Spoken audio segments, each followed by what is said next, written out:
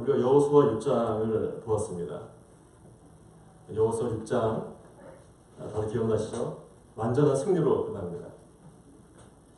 여리고성을 7번 돌고 나팔 소리 그리고 백성의 함성 소리를 같이 합하니까 돌들이 완전히 무너져 내립니다. 그리고 거기에 사는 사람도 다 죽습니다. 그리고 그 전에는 범람하는 요단강을 마르게 하시고 건넜습니다. 그런 기적도 다 체험했어요. 하나님은 그 범람한 강을 다 마르게 하시고 마치 레드카펫 깔은 것처럼 이들 다 지나가라 이렇게 깔아주셨어요. 이대로만 가면은 가나안 정복하는 건 시간 문제예요. 그렇게 다 생각하고 있었습니다.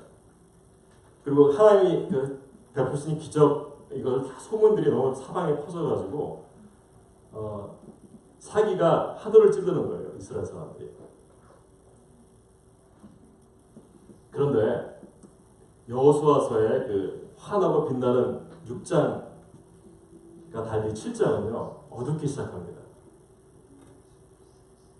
이제까지 여호수아가 이끈 군대가 승리만 경험했어요. 계속 이겼는데 이제 예상치 못한 일이 생깁니다.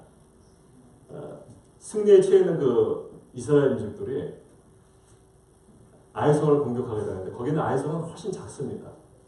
그리고 군대도 작아요. 사람도 적은데 이 이스라엘 사람들은 승리에 취해 있어요. 그래서 야 이거 별거 아니다. 우리가 쉽게 이길 수 있다 이렇게 생각해요. 그러면서 오늘 본문에 보면 3,000명이면 된다는 거예요. 많이 갈 필요도 없다. 3,000명만 가면 그냥 가볍게 이길 수 있다 이래요. 그렇게 자만하고 있었는데 어이없게 아이성에서 어떻게 됐죠? 패합니다.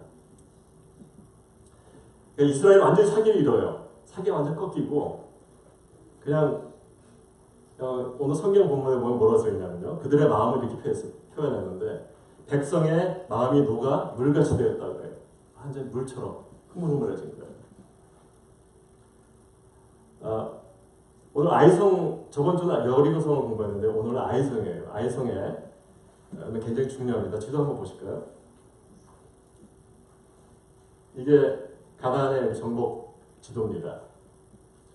어디서부터 시작해서 우리가 십김에서 시작했습니다. 제일 오른쪽에 거기서부터 시작해가지고 요단강을 건넙니다. 요단강을 건너고 저번 6장에 여리고를 쳤죠. 그 다음에 이제 아이성에 가는 거예요. 아이성. 오늘 얘기가 아이성 가는 스토리입니다. 왜 이 길목이 중요하냐면요. 가나안이 크잖아요. 이게 다 중간 지점이에요. 그래서 허리를 자르는 거예요. 이렇게. 허리를 자르고 북과 남을 딱 갈라놔요. 그래서 공략을 남쪽 먼저 하고 그 다음에 북쪽을 하려는 계획이에요. 왜 그렇게 했냐면 남쪽하고 북쪽 사람들이 연합해서 연합전을 안 쓰게 하려고. 그래서 나눈 다음에 공격을 하는 겁니다. 그래야지만 이길 수가 있어요. 그렇기 때문에 이 중앙선이 굉장히 중요한 겁니다. 여기 꼭 이겨야지만 가나안을 정복할 수 있는 거예요.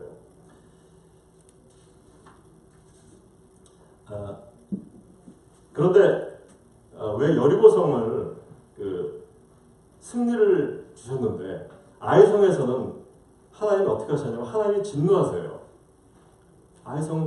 아이성이랑 축복해 주셨어요. 가서 다 하고. 여리고성에서 아이성은 완전히 하나님이 굉장히 화를 내세요. 왜 그런 일이 일어날까? 오늘 본문의 말씀입니다. 오늘 7장 1절의 말씀을 다 같이 한번 읽겠습니다. 시작. 이스라엘 자손들이 친구들을 범죄하였습니다.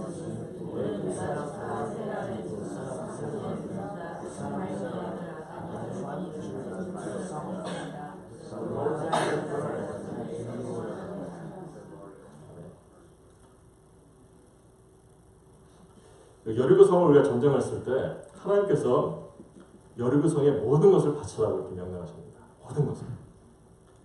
그러니까 우리가 곡식의 첫 열매를 하나님께 바치잖아요. 그렇듯이 가나안의 첫 승리인 여리고를 하나님께 바치라는 명령을 했습니다. 근데 오늘 1절에 보면 이스라엘 자손이 뭐를 한다 그래요? 물건을 인하여 범죄하였다 이래요. 죄를 진 거예요. 아이성의 패배의 이유가 뭐라는 거예요? 여리고성에서 잘못한 일 때문에 그렇다는 거예요. 그러니까 누가 범죄했습니까 오늘? 아간이라는 사람이 범죄했어요. 이스라엘의 이 아간은요, 이스라엘 유다 족속 굉장히 좋은 가문의 사람이에요. 자손이에요. 그렇지만 이 여리고성에 이 사람이 들어갔을 때 물건이 탐이 나기 시작하는 거야. 거기 있는 물건들이. 그래서 마음이 흔들리기 시작한 겁니다. 이스라엘 백성들은 광야에서 몇 년 동안 있었습니까? 40년 동안 있었어요. 무슨 사람들이었어요? 이 사람들이? 유목민들이에요. 잘 아시나요? 유목민들은 그 짐승들을 이제 끌고 다녀요. 짐승들을 물 주는 곳, 풀 있는 곳에 끌고 다니면서 떠돌아다니는 그런 민족이었습니다. 몇 년을 40년 동안. 그러니까 이 사람들이 여리고성에 들어갔을 때는 어떤 완전 시골 촌놈이 서울 한복판에 들어간 거랑 똑같아요. 눈이 확 뒤집어진 거예요, 이 사람들이. 보물을 보고 막 마음이 막 흔들린 겁니다. 모든 게 다 신기하고 모든 게 너무 탐났습니다. 근데 다른 사람들은 다 하나님의 명령을 지켰어요. 모두 다 그냥 물건을 보고 그냥 걸어갑니다. 쳐다보지도 않고 다 걸어가는데 유독 한 사람이 누구예요? 아간. 집안 좋고 괜찮은 사람의 그 자손 아간이 지나가면서 걸음을 멈추고 옆을 좌우를 보면서 사람을 안 볼 때 물건을 훔치는 겁니다. 그래서 훔쳤습니다. 아이성의 그러니까 까마득히 하나님의 명령을 다 잊어먹었어요. 근데 하나님이 까마득히 잊어먹은 게 하나님의 명령이 뭐냐 이게 궁금하죠. 6장에 나옵니다. 6장에 18절에서 19절에 나옵니다. 한번 다 같이 읽어볼까요? 18절, 19절 시작.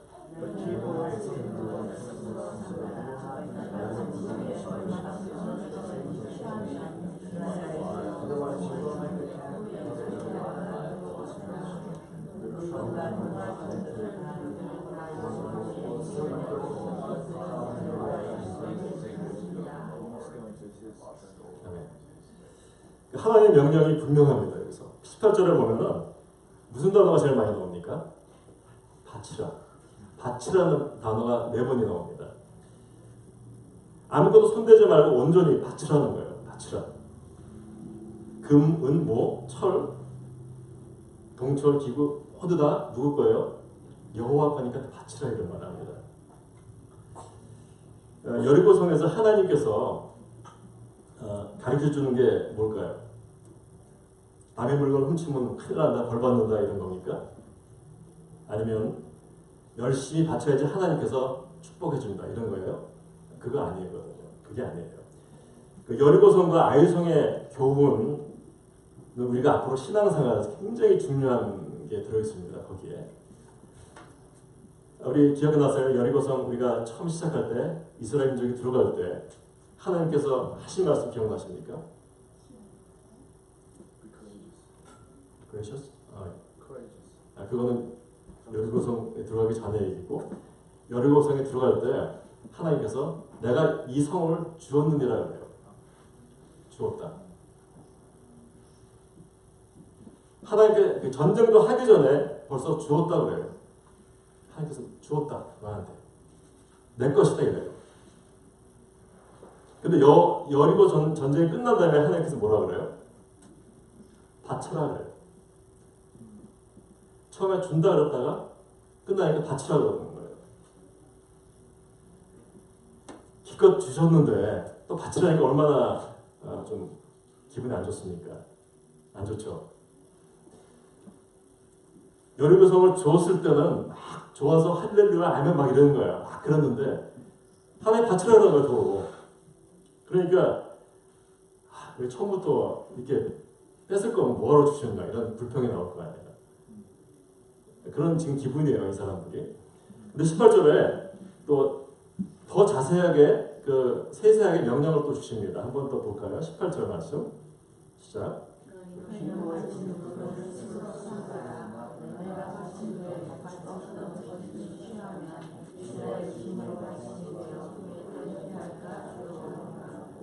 말이 굉장히 어렵죠. 바친 물건을 삼가고 바치는 어떤 것이든지 너희가 취하면 너희가 어떻게 된다? 바침이 된다. 이게 무슨 말이에요? 바친 물건을 이렇게 챙기면은 너희가 죽는다는 얘기예요. 너희가 바침이 되리라는 거예요. 그러니까 이스라엘이 여리고성을 정복할 때 이 하나님의 말씀을 확실히 지키지 않는다면 어떻게 돼요? 너희는 죽는다는 거예요. 너희가 바침이 되리라는 거예요. 죽인다는 거예요. 그럼 도대체 아간이 얼마나 뭘 훔쳤길래 하나님이 이렇게 화를 내시냐 이거예요. 11절에 보면 어떤 말을 하시냐면요. 하나님이 화가 나서 너희가 범죄했다 이런 말이에요. 그리고 네가 물건을 쎄봤다, 훔쳤다, 취했다 이래요. 도둑질했다, 사기쳤다, 그리고 훔쳤다 이래요. 그렇게 화가 나셨어요 하나님. 근데 도대체 어떤 물건을 훔쳤길래 이렇게 화가 나냐 이거예요 하나님이.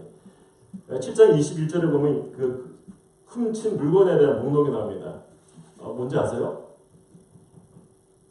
아간이 훔친 물건이 외투 한 벌입니다. 외투. 그리고 금 50세겔. 그리고 은 100세겔이에요. 그냥 호주머니에도 들어갈 만한 그런 거예요. 이렇게 한 거예요. 근데 하나님께서 이렇게 화를 내시는, 역정을 내시는 거예요.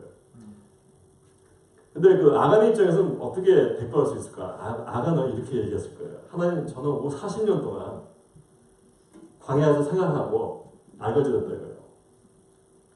재산 어디 잃었다. 왜? 유목민들이 계속 옮겨다니잖아요. 그리고 40년 동안 하나님께서 여기서 저기로 옮기고 이렇게 옮기게 하잖아요. 정착할 만한 하면 옮기고. 항상 아무것도 없는 거예요. 뭐 좀 될라 그러면 가라고.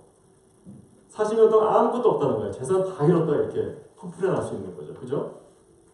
그리고 왜 하나님 이런 물건을 왜 못 가지게 합니까? 내가 가질 권리가 있지 않습니까? 이래요. 나도 좀 보상받고 나도 좀 성공하고 나도 행복하고 싶습니다. 왜 못합니까? 이렇게 따지는 거예요. 그럴 수 있죠? 그런데 하나님께서 어떻게 하시냐면요. 그 7장에 보면 바치라 이 말을 몇 번이나 하면 무려 8번을 해요. 바치라. 얼마나 화가 나셨어요. 바치라 이래요. 그리고 안 바치니까 어떻게 해요? 결국에 하나님께서 아간을 찾아내시고 돌로 때려 죽이십니다. 그리고 불로 태우세요. 그리고 골짜기 어디에다 묻어요? 아골 골짜기라는 데다 묻어버립니다. 묻어가지고 돌을 이렇게 쌓아놔요. 온 세상이 다 하나님 거라는데, 온 세상의 금은 보화가 다 하나님 것인데, 뭐 그거 훔쳤다고 그렇게 심하게 할 수 있나 이거죠. 그렇게 생각할 수 있잖아요, 그렇죠? 근데 여리고성의 그런 교훈이 무엇이라고 생각하십니까? 여리고성의 교훈은 도대체 무엇인가? 여기서 하나님께서 무엇을 원하시는 거예요? 왜 복잡하게 주었다 뺏었다 이러고 죽이고 그래요? 무엇을 의미하는 겁니까? 순종? 네, 순종도 중요합니다. 비슷한 말인데 하나님의 소유권을 말하는 거예요. 하나님의 소유권. 이 말은 뭐냐면 누가 내 인생의 주인이냐 이거예요. 누가 당신 인생의 주인이냐는 거예요. 하나님의 물질을 원하는 게 아니에요. 내가 하나님 한 분, 이 세상을 창조하신 하나님 한 분 가지고 만족하냐 이거예요. 그걸 물어보시는 거예요. 하나님께서. 이 질문에 대답하지 못하신다면요. 여호수아의 비밀을 깨닫지 못하는 겁니다. 여호수아의 이 비밀이 이겁니다. 여러분 예수 그리스도를 믿고 구원 받으셨습니까? 아멘. 오늘 죽으면 천국 가실 수 있습니까? 아멘. 그렇다면 정말 구원받은 사람의 그 삶에 중요한 변화가 일어난다는 거예요. 그 변화가 무엇이냐면요. 누가 내 삶의 주인이냐. 이것을 분명히 인식하는 게 변화입니다. 우리의 삶의 주인이 누군가.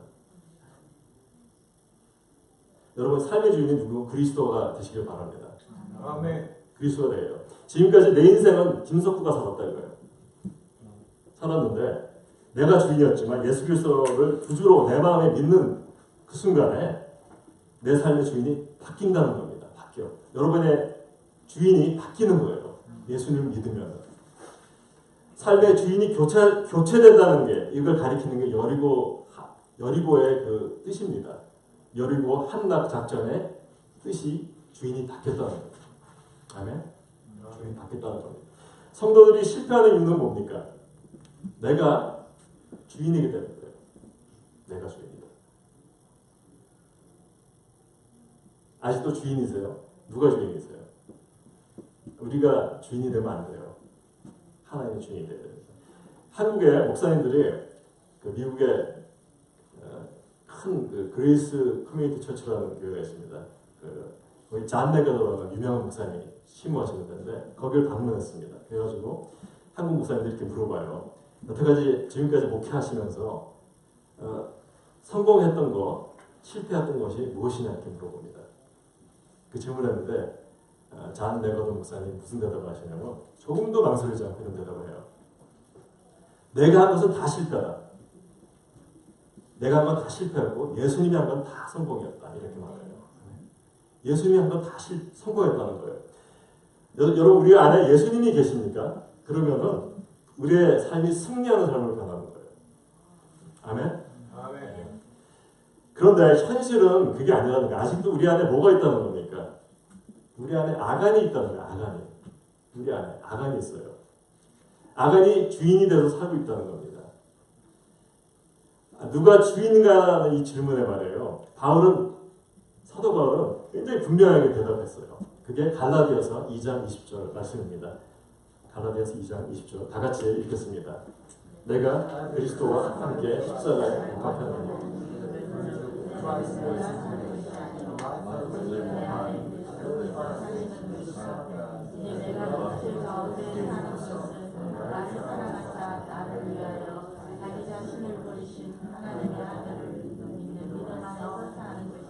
아멘. 내가 사는 것은 내가 아니요라는 거예요. 누가? 내 안에 누가? 그리스도가 사요. 내가 아니고 이제 그리스도가 사신다는 거예요. 주인이 바뀌었다는 겁니다. 주인이 바뀐 삶이에요. 이제 내가 사는 것은 내가 아니요. 누가? 예수 그리스도가 나를 대신해서 살아준다는 거예요.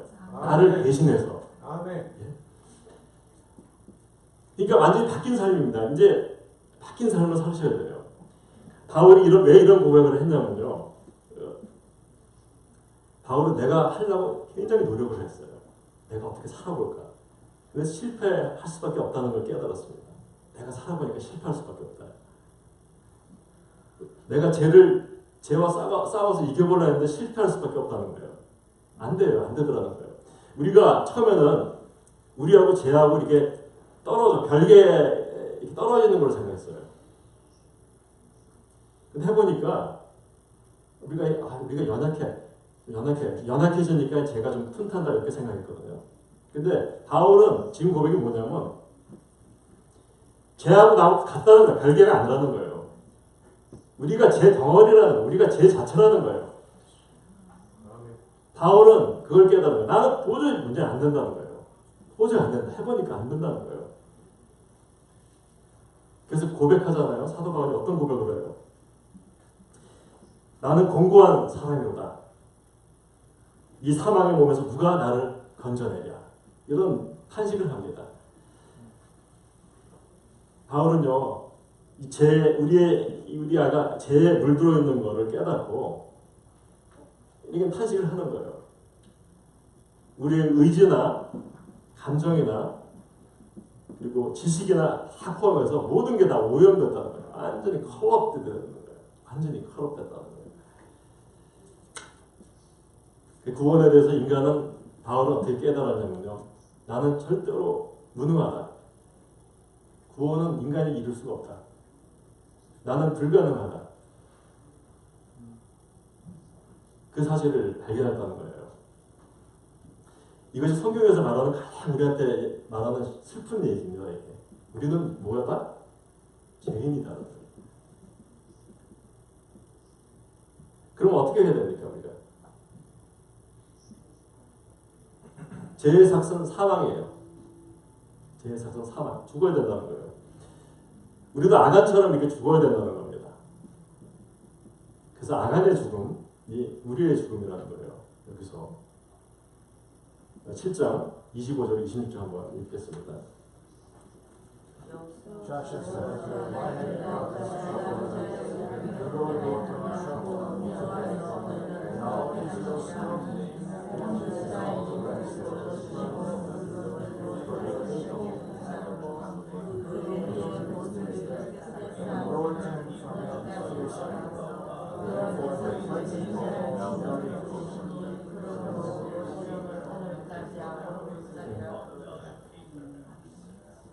아골골짜기 많이 들어보셨죠? 아골골짜기. 아골골짜기는 저주와 심판 상징입니다. 여기서 누가 아간이 죽습니다. 죄를 져서. 아간의 식구들이 다 죽어요. 아간에 딸린 모든 물건이 다 죽어. 동물, 낙이 다 죽습니다. 그리고 죄 지은 모든 인간 우리가 다 죽습니다. 다 묻히는 거예요. 그것이 아골골짜기예요. 아골골짜기. 근데 여기서 끝나면 절망이잖아요. 이건 bad 뉴스고 하나님께서는 굿 뉴스를 준다는 거예요. 굿 뉴스가 뭐냐면요. 호세아 선지자가 하나님한테 말씀을 듣습니다. 봤는데 거기에 뭐가 나오냐면 아골골짜기가 변해서 소망의 문으로 변했다는 걸 예언을 합니다. 아골골짜기가 이제는 죽음의 상징이 아니라 소망, 살아있는 문이 됐다는 것을 예언을 받습니다. 하나님한테. 소망의 문이 됐다는 거예요. 여기에 놀라운 하나님의 은혜가 나타난다는 거예요. 하나님의 사랑이 나타났다는 겁니다. 이제 하나님이 우리를 찾아오셨다는 거예요. 누구예요? 예수님이 하나님이 이제 육신의 몸을 입고 나타나셔서 우리를 찾아오신 거예요. 그래서 우리를 위해서 대신 죽어주셨다는 거예요. 아멘. 요한복음 3장 16절에 보면은 하나님이 이 세상을 이처럼 사랑하사 독생자를 주셨으니 이는 저를 믿는 자마다 멸망치 않고 뭐예요? 영생을 얻게 하려 하십니다. 아멘. 하나님이 우리를 위해서 대신 죽었다는 거예요. 우리가 아간에서 다 죽어요. 아간을 뭐야? 골짜기에서 다 죽어야 되는 거예요. 아골 골짜기에서 다 죽어야 되는데 이제는 살 소망을 주셨다는 거예요. 누가 대신 와서 죽어 주신다는 거예요. 예수 그리스도가 우리를 와서 대신 죽어 주셨다는 겁니다. 그래서 사망의 그 저주의 골짜기, 아골 골짜기에 십자가가 세워지는 거예요.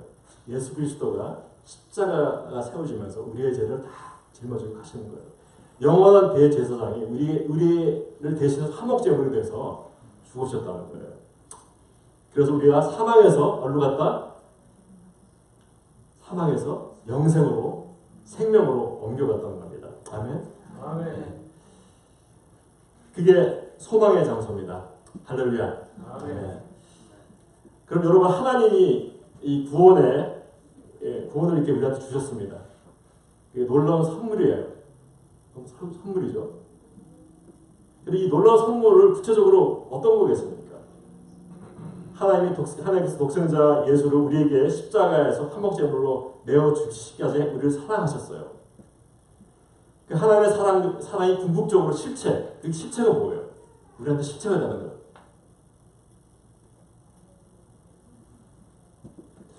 하나님 우리를 그냥 사랑하신 정도가 아니라는 거예요. 하나님이 우리를 그냥 옆에서 그냥 그저 돕는 존재가 아니라는 거예요. 사랑하는 존재, 돕는 존재 이상의 것이라는 거예요. 오늘 말씀 그런 즉 이제는 내가 사는 것이 아니라 내 안에 그리스도가 사신 것이라는 거예요. 하나님의 사랑은 이거예요. 하나님이 우리의 인생을 앞으로 살아주신다는 거예요. 아멘. 아멘. 우리의 인생을 살아주시는 거예요. 우리가 사는 게 아닙니다. 주인이 바뀌었어요. 여전히 우리가 아간의 삶을 살지 말고 예수 그리스도 바뀐 삶을 살아가는 거예요. 그게 여리고예요. 그게 여리고. 여리고가 그겁니다. 우리가 앞으로 어떤 삶을 살아야 되겠습니까? 바뀐 삶. 바뀐 삶으로 살면 됩니다. 집사님. 우리가 여리고 정복에서 누가 주인인가를 제대로 배우는 거예요. 그리스도가 내 삶의 주인이 되는 순간에 뭐가 되냐면요. 완전한 뭐가 돼요? 자유를 얻는다는 거예요. 진리를 알지니 진리가 어떻게 돼요? 너희를 자유케 하리라. 자유로 가는 거예요. 예수님 오시면 우리가 자유되는 거예요. 자유. 아멘. 그리스도가 내 삶의 주인을 고백하고 그리스도께서 내 안에 살 수 있도록 허락한 하나님은요, 어디든지 우리가 승리의 삶을 살 수 있다는 겁니다. 승리의 삶을 살고 우리가 자유해야 되는 거예요. 여러분 무엇을 의지하십니까? 무엇을 가장 의지하세요? 무엇을 놓지 못하고 계십니까? 그거 없으면 살 수가 없다고 생각하는 게 뭐예요? 우리 인생에 많은 걸 놓지 못한 게 너무 많습니다. 돈, 자녀, 뭐 관계들, 친구들, 집, 건강 이런 거 다 못 놓고 있잖아요. 이것을 이렇게 그토록 꽉 짚고 있는 이유가 뭐예요? 그게 우리의 우상이잖아요. 우리가 그걸 믿고 있다는 거거든요. 그걸 놓지 못하는 건 우리가 믿고 있다는 거예요. 그거를. 근데 오늘 말씀이 뭐예요? 우리가 어떤 삶을 살아야 돼요? 바뀐 삶을 살아야 돼요. 바뀐 삶. 미래를 걱정할 필요가 없다. 왜요? 예수님이 살아주시니까 이제 내 인생을 예수님이 살아주시는 거예요. 하나님이 예수님이 이제 앞으로 알아서 해준다는 거예요. 알아서 살아주신다. 아멘. 아멘. 주인은 누구예요 이제? 하나님의 예수 그리스도입니다. 이제 모든 염려와 걱정과 근심에서 진리가 어떻게 해요? 자유케 되기를 축원합니다. 아멘. 하나님께 맡기세요. 그냥 맡기고 원합니다. 하나님보다 더 귀한 게 없다. 그런 믿음을 고백하시기를 바랍니다. 아멘. 하나님만으로 충분하다. 그게 여리고서 여호수아의 메시지입니다. 하나님만으로 충분하시기를 축원드립니다. 아멘.